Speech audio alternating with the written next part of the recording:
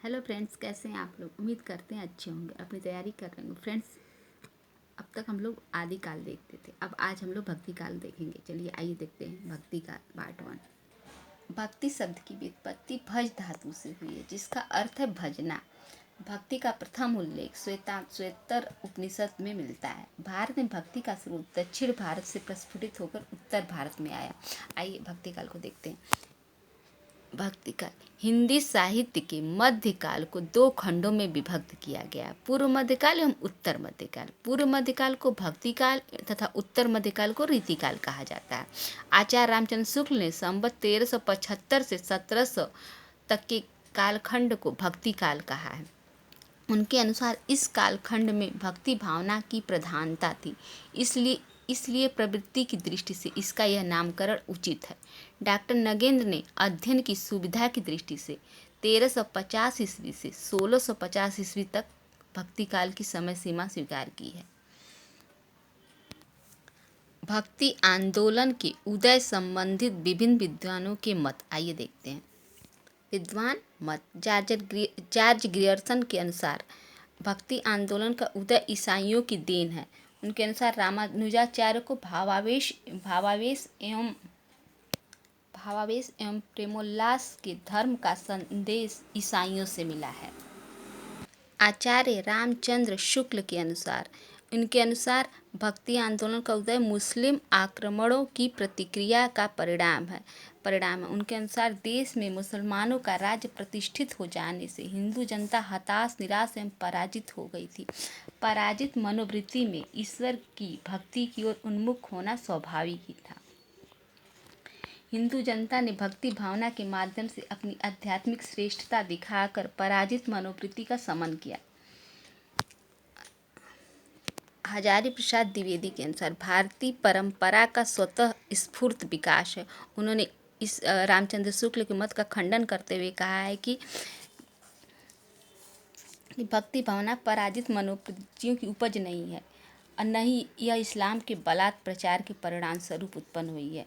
उनका मत है कि हिंदू सदा से आशावादी जाति रही है और तथा किसी भी भक्त कवि के काव्य में निराशा का पुट नहीं है। और उन्होंने माना कि भारतीय परंपरा का स्वतः स्फूर्त विकास हुआ है। इरफान हबीब के अनुसार अवर्णों की आर्थिक स्थिति में सुधार से ही भक्ति आंदोलन का उदय हुआ। डॉक्टर सतीश चंद्र के अनुसार ब्राह्मणों की सत्या के ह्रास के फलस्वरूप ही भक्ति आंदोलन का उदय हुआ। रामविलास शर्मा के अनुसार एक जाति और जनवादी आंदोलन है। ताराचंद के अनुसार अरबों की देन ही। आइए भक्ति काल के संबंध में विभिन्न विद्वानों ने क्या कहा इसको देखते हैं। जॉर्ज ग्रियर्सन ने भक्ति काल को हिंदी साहित्य का स्वर्णयुग कहा है। क्या कहा है? स्वर्णयुग, इसको याद रखेंगे। आचार्य हजारी प्रसाद द्विवेदी ने भक्ति आंदोलन को लोक जागरण की संज्ञा दी है। डॉक्टर रामविलास शर्मा ने भक्ति काल को लोक जागरण काल नाम से पुकारा है।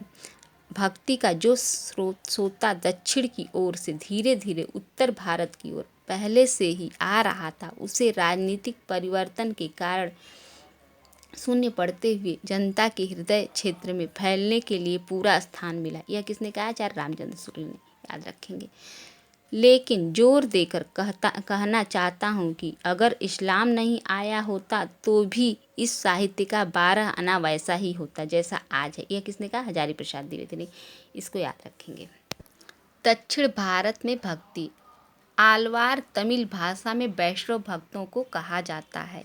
तमिल प्रांत में बौद्धों और जैनों का विरोध करने के लिए शैवों और वैष्णवों ने मिलकर एक धार्मिक क्रांति की।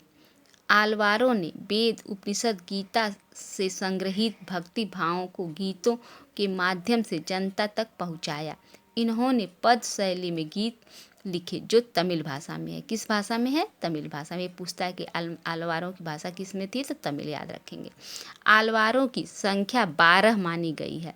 एकमात्र महिला आलवार भक्त आंडाल थी, जिन्हें दक्षिण भारत की मीरा के नाम से जाना जाता है। आलवारों के लिखे 4000 पदों का संकलन नाल आमिर दिव्य प्रबंधम नाम से किया गया है। वैष्णव भक्ति के आचार्यों द्वारा प्रवर्तित संप्रदाय, इसको याद रखेंगे। इसमें से एक न एक प्रश्न पूछता है, इसको बहुत अच्छे से याद करेंगे। सिद्धांत अथवा संप्रदाय का नाम, प्रवर्तक आचार्य का नाम, समय। इसको इस चार्ट से याद करेंगे तो जल्दी याद हो जाएगा। चलिए देखते हैं। विशिष्टाद्वैतवाद, इसके प्रवर्तक कौन है? रामानुजाचार्य, 1017 से 1127 ईस्वी। द्वैतवाद, इसके प्रवर्तक हैं माधवाचार्य, 1199 ईस्वी।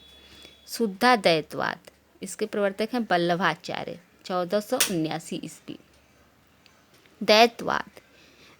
द्वैताद्वैतवाद, इसके प्रवर्तक हैं निम्बकाचार्य, 1162 ईस्वी। सखी संप्रदाय, इसके प्रवर्तक है स्वामी हरिदास, 1478 से 1573 ईस्वी। श्री संप्रदाय, इसके प्रवर्तक हैं रामानुजाचार्य, 1017 से 1127 ईस्वी। गौंडी संप्रदाय, इसको चैतन्य संप्रदाय भी कहते हैं, चैतन्य महाप्रभु, 1486 से 1538 ईस्वी। हरिदासी संप्रदाय, इसके प्रवर्तक हैं स्वामी हरिदास, 1478 से 1573 ईस्वी। रुद्र संप्रदाय, इसके प्रवर्तक है विष्णु स्वामी, 13वीं शताब्दी। रामावत संप्रदाय, इसके प्रवर्तक है रामानंद, 1368 से 1468 ईस्वी। अद्वैतवाद, शंकराचार्य। राधा वल्लभ संप्रदाय, स्वामी हित हरिवंश, 1502 ईस्वी।